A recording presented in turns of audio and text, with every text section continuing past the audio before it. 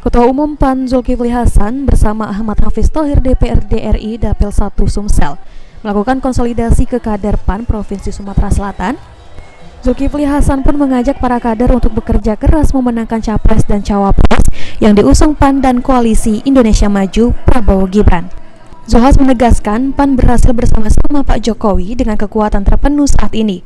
PAN sudah mendekati suara 47% dan jika sudah akhir bulan 47%, insya Allah 14 Februari sudah akan punya presiden baru yakni Prabowo Gibran.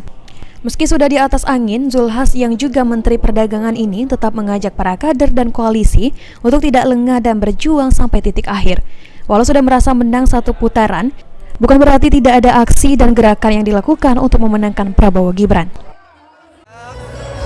Di kota Palembang, sehingga nanti kita pada saat pilkada juga memudahkan karena kursi kita cukup untuk mengusung kandidat-kandidat terbaik.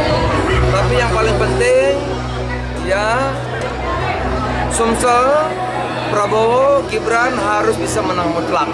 Saya minta kepada kader-kader PAN seluruh Sumsel untuk bekerja keras bersama teman-teman TKD lainnya untuk memenangkan.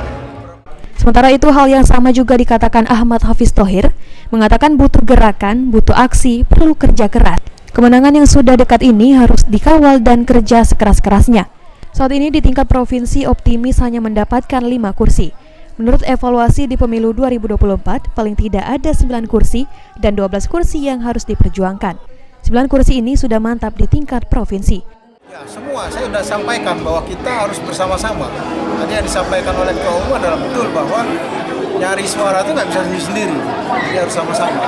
Dan saya sejak awal sudah mengajak semua caleg untuk bekerja bersama. Bagi saya semua caleg itu adalah orang yang harus bisa semua bersama-sama. Jadi tidak ada kita yang mengkotak-kotakan tadi masalah ini si A, ini si B, karena tujuannya adalah mengejar sebanyak mungkin suara di Partai Amanat Nasional. Yang disampaikan Ketua Umum itu sudah saya lakukan jauh sehari sebelum itu. Oke.